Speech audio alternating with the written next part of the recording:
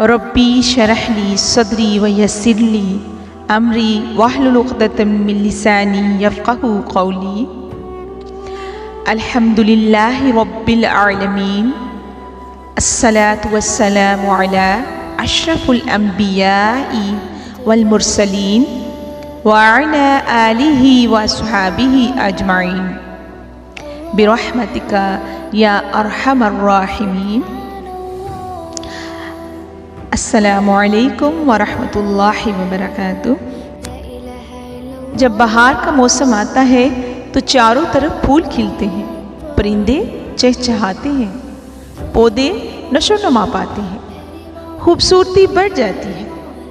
جس طرح موسم بہار کی بارش میں ہر چیز نشو و نما پاتی ہے، اسی طرح رمضان کے مہینے میں اللہ سبحانہ تعالیٰ کی رحمت ہر طرف برس رہی ہوتی ہے۔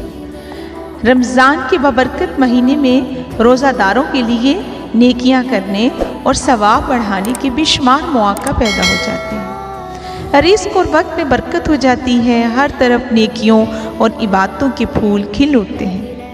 آئیے قرآن و حدیث کی روشنی میں جاننے کی کوشش کرتے ہیں کہ ماہ رمضان مسلمانوں کی زندگی میں آخر اہم کیوں؟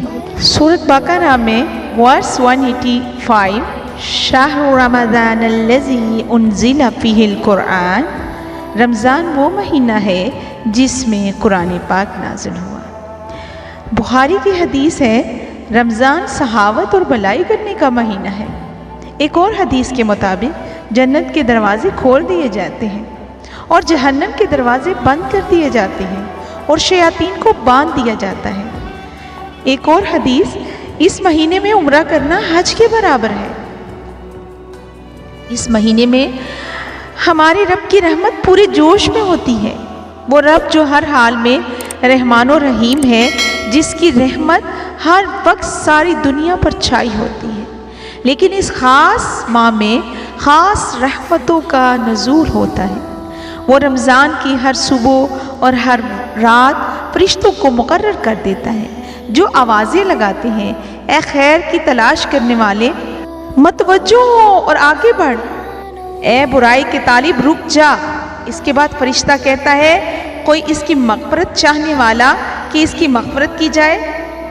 ہے کوئی توبہ کرنے والا کہ اس کی توبہ قبول کی جائے؟ ہے کوئی دعا کرنے والا کہ اس کی دعا قبول کی جائے؟ ہے کوئی سائل کہ اس کا سوال پورا کیا جائے؟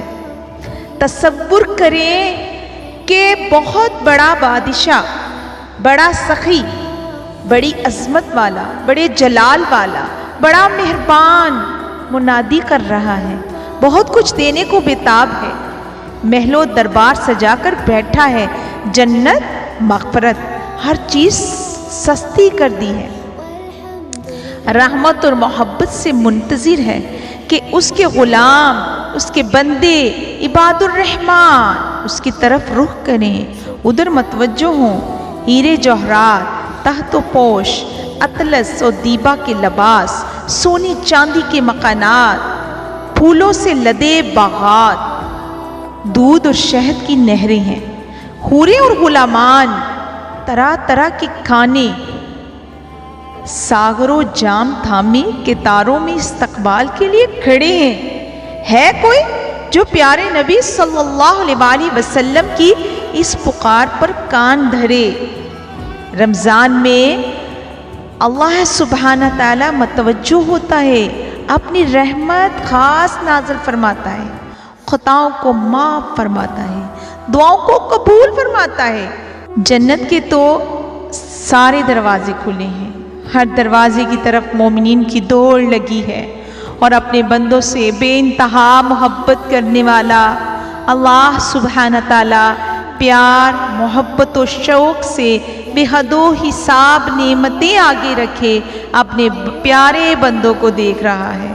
کون کس دروازے سے اس کی طرف ان نعمتوں اور انعامات کی طرف آتا ہے؟ بھلا کوئی اس سے زیادہ بد نصیب بھی ہوگا جو منہ دوسری طرف پھیر کر کھڑا ہو، جو دنیا کی چند روزہ زندگی کی طرف مگن ہو اور اس کے کان اس کی پکار سے بہرے ہوں۔ نہ رمضان کی حقیقت سمجھے، نہ رمضان کی قدر کرے، نہ رمضان میں اٹھ کے راتوں کو محنت کرے، نہ قرآن پڑھے۔ دنیا میں اس بچے سے زیادہ بد نصیب کون ہوتا ہے جس کی ماں اس کے لیے بازو پھیلا کر بیٹھی ہو مگر اسے صرف کھلونے مطلوب ہوں اور ماں کی طرف آنکھ اٹھا کر بھی نہ دیکھے۔ بہت کوشش کے بعد ماں کہے گی اب میری طرف نہ آنا، لیکن اللہ سبحانہ تعالیٰ تو بار بار بلاتا ہے، ہر سال بلاتا ہے، طرح طرح سے ترغیبات دیتا ہے، شاید میرے بندوں کے دل میں کوئی بات اتر جائے۔ اجر اتنا بڑھا دیا رمضان میں کہ نفل کا اجر فرض کے برابر کر دیا اور فرض کا اجر 70 فرضوں کے برابر کر دیا۔ آج کی دنیا میں لوگ نا سیل کے لفظ سے اچھی طرح واقف ہیں۔ جس طرح ہم سیل کا نام سن کر دکانوں کی طرف بھاگ جاتے ہیں، اسی طرح رمضان میں ہمیں فاستبقوا الخیرات، نیکیوں میں آگے بڑھنا ہے۔ کسی نے سوچا 1 کے بدلے 70، کوئی تصور کر سکتا ہے؟ 1000 کا صدقہ دینے سے 70,000 کا اجر ملتا ہے۔ 1 نیکی کرو 70 کا بدلہ پاؤ، 4 رکعت فرض نماز ادا کرو اور 280 نمازوں کا اجر پا لو۔ 1 تسبیح 100 بار کلمہ طیبہ کی کرو اور 700 کا اجر پا لو۔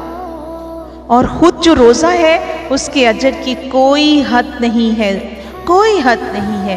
حضرت ابو ہریرہ رضی اللہ تعالی عنہ سے روایت ہے کہ رسول اللہ صلی اللہ علیہ وسلم نے فرمایا ابن آدم کا ہر عمل اس کے لیے کئی گنا بڑھا دیا جاتا ہے، یہاں تک کہ 1 نیکی 10 سے 700 گنا تک بڑھا دی جاتی ہے۔ لیکن اللہ سبحانہ تعالیٰ فرماتا ہے روزے کا معاملہ اس سے جدا ہے، کیونکہ وہ میرے لیے ہے اور میں ہی اس کی جزا دوں گا۔ پھر تھوڑا سا سوچیں، بنا اللہ سبحانہ تعالیٰ نے رمضان کو اتنا اعلیٰ اور عرفہ کیوں کر دیا؟ پھر یہ ترغیبات اتنی زیادہ رمضان میں کیوں دی؟ کیا اس ساری مشق سے اللہ سبحانہ تعالیٰ کو بھی کچھ مطلوب ہے ہم سے؟ کیا دنیا میں بھی اس کا کوئی فائدہ ہے یا سب کچھ آخرت کے لیے رکھا؟ آئیے اپنے رب رحمان ہی سے پوچھتے ہیں کہ اے رحمان تو نے جشن رمضان کیوں ہم پہ منعقد کیا؟ کس خوشی میں یہ بہاریں دنیا بھر میں برپا کر دی اور اجر کی پھر سیل لگا دی؟ اور اے ہمارے رب تجھے ہمارے روزوں سے کیا مطلوب ہے؟ اس کا جواب اللہ سبحانہ تعالیٰ نے اپنے قرآن پاک میں اس طرح دیا، یا ایہا الذین آمنوا کتب علیکم الصیام کما کتب علی الذین من قبلکم لعلکم تتقون۔ اے لوگو جو ایمان لائے ہو، جو دائرہ اسلام میں داخل ہو چکے ہو، تم پر روزے فرض کر دیے گئے ہیں جس طرح تم سے پہلے لوگوں پر فرض کیے گئے تھے، لعلکم تتقون، تاکہ تم پرہیزگار بن جاؤ۔ آخر میں اللہ تعالیٰ سے دعا گو ہوں کہ اے اللہ ہمیں متقین میں سے بنا، اے اللہ ہمیں لا الہ الا اللہ پر مرنے کی توفیق دے اور اسی پر زندگی گزارنے کی توفیق دے۔ اے اللہ ہمیں نبیوں اور محمد صلی اللہ علیہ وسلم کے ساتھ روز محشر جمع کرنا۔ اے اللہ ہمارے والدین کو بخش دے، ہمارے والدین کو بخش دے، اے اللہ بخش دے ہمارے والدین کو۔ اے اللہ رحم فرما ہمارے والدین پر جس طرح انہوں نے ہم پہ رحم کیا تھا۔ اے اللہ ان کی قبروں کو جنت کی نعمتوں کے ساتھ خوشگوار بنا دے۔ اے اللہ ان کی قبروں کو وسیع کر دے حتیٰ کہ انہیں دور تک دکھائی دے۔ اے اللہ ہمارے والدین کو قبروں سے امن و سکون کی حالت میں اٹھانا اور روز محشر کی دہشت خوف سے محفوظ رکھنا۔ اے اللہ ہمیں اور ہمارے والدین کو جنت الفردوس میں مقام عطا فرمانا۔ اے اللہ یہ ماہ رمضان تمام مسلمانوں کے لیے امن کا رمضان بن جائے۔ اے اللہ اس ماہ رمضان میں ہم تمام مسلمانوں کو رمضان کی رحمتیں برکتیں سمیٹنے والا مسلمان بنا دے۔ اے اللہ تمام بیماروں کو شفاء کاملہ عطا فرما۔ اے اللہ ہمیں ہر وہ چیز عطا فرمانا جس کی دعا ہمارے پیارے نبی نے آپ سے کی۔ اے اللہ ہمیں ہر اس چیز کے شر سے محفوظ رکھنا جس کی دعا ہمارے پیارے نبی نے آپ سے کی۔ اے اللہ ہمیں ایسا بنا کہ ہم تجھے پسند آ جائیں۔ اے اللہ ہمیں تمام برائیوں اور شیطان کے وسوسوں سے بچا۔ اے اللہ ہماری اولادوں کو نیک کر۔ اے اللہ اولادوں کو ماں باپ کی آنکھوں کی ٹھنڈک بنا دے۔ اے اللہ ہماری اولادوں کو نیک بنا دے۔ اے اللہ ہمیں معاف فرما دینا۔ یا رب رحمان ہم سے راضی ہو جانا۔ یا ربی ہمیں معاف فرما دے تمام خطائیں، چھوٹی بڑی خطائیں۔ ربی اس رمضان ہم سے راضی ہو جا۔ یا رب رحمان اس رمضان ہم سے راضی ہو جا۔ آمین ثم آمین۔ سبحان ربک رب العزت عما یصفون وسلام علی المرسلین والحمد للہ رب العالمین۔ آمین ثم آمین۔ Please subscribe. Only personal use is allowed.